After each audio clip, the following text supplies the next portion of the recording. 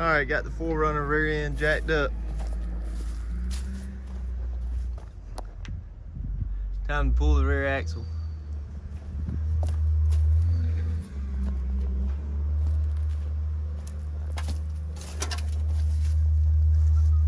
That's the goal. It's got the Toyota Elocker in it. This garage. Yep. Tint Wizard garage. Alright, we grind off the sway bars.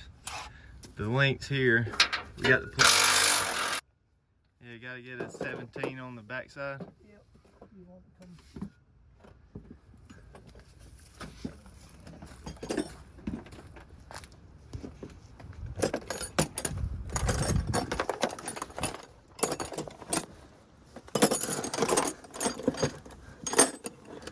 Tell me I didn't bring the 17. We might be There it is. using it. Nope, anything out here. Alright, I got it. Alright, hold on. Just hold a second. Getting the panhard bar.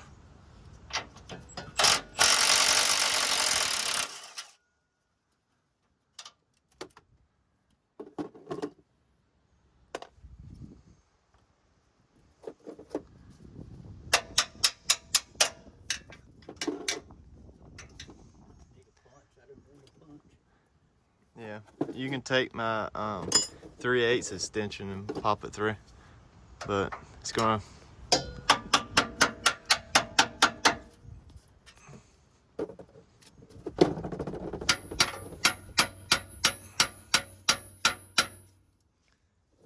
That, or I could run the 17 from this side. Yep.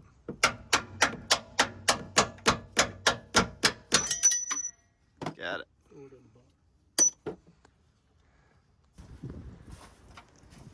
Alright, we got the axle drop. It's just hanging on by the lower control arms. Now we're gonna figure out how to take the harness out for the Elocker.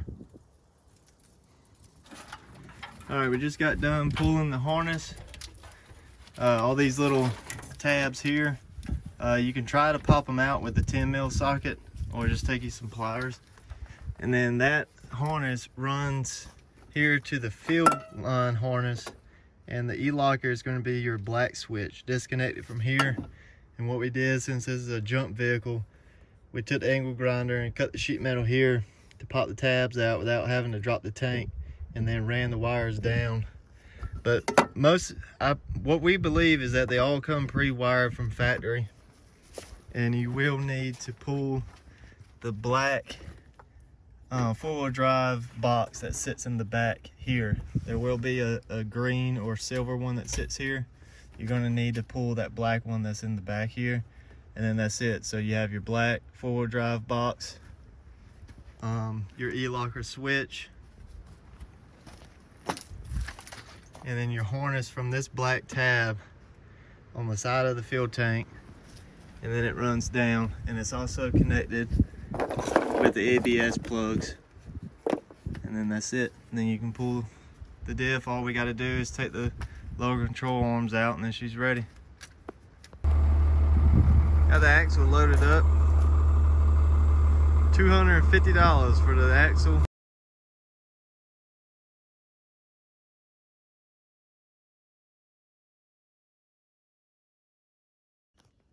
All right, guys, I had this, I think it's a 05. It's a 4-door Accord.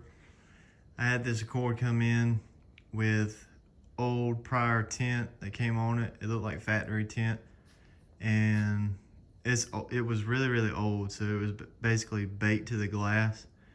Cleaning the door windows is fine with me, but it's always this back glass.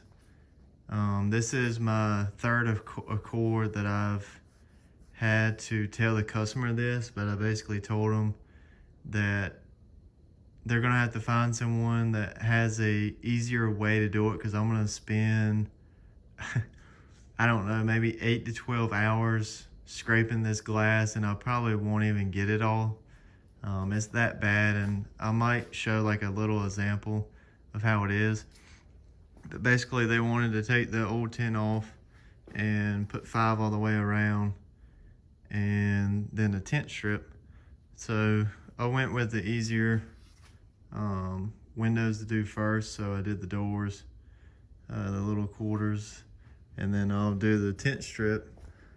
But I'll show you this back glass. I need to kind of research a way to, basically soak that back glass. I used to use a steamer, but I'm a lot faster at cleaning windows than what a steamer is.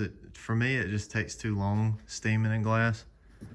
And then most of the time, you still have to scrape the glass, even if the steamer, like you steam from the corner and steam it, and then start peeling it off.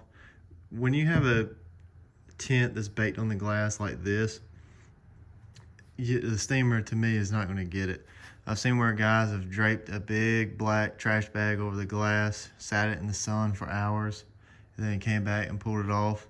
But this is the type of tint that's on the glass, and when you rip it, it rips the first layer, like the tinted layer, and then there's another layer, kind of like clear. It looks like this right here. So you'll peel the tint, then it leaves this, and then you have to peel that, and then you can clean it. But I don't know if the customer did this or what, but normally they bubble real hard in the bottom here. And it was probably so bad that it either fell off or they ripped it off so then they could actually see in the review. But all this is from the sun, and it just, separated the film. And this is a spot. This spot took me about 10 minutes just to scrape. So I wasn't getting anywhere, and I always use brand new blades. When I don't get a clean, scrape, I change the blade. I don't waste time on, keep using the 1-inch razor blade. So I'll try to show an example if I can find my razor blade, but this is what it looks like on the inside. And yes, I don't like to scrape on defrost lines, but when the tint is this bad, the customer wants the glass to look good. They don't care if the defrost lines are not, orange. So they're just tired of seeing the bubbles. But let me find that razor blade. All right, got my 1-inch razor blade.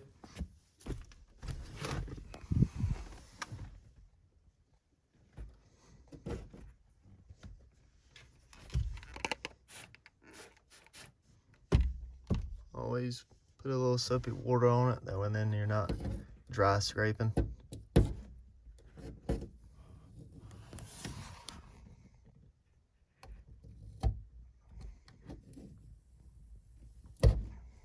So that's with putting pressure.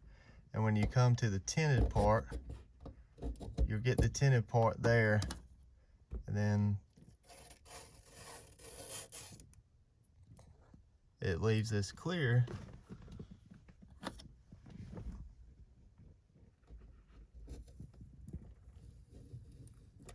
And then it leaves you a second part.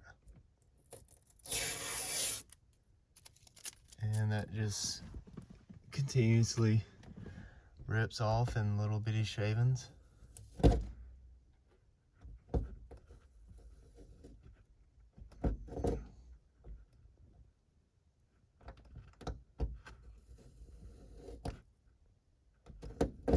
So yeah, I'm basically getting nowhere with doing the razor blade.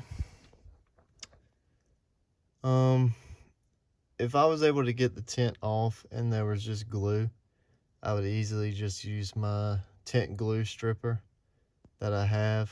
And no, she doesn't work for tips. It's just some red fluid that I spray up there and it dissolves the glue.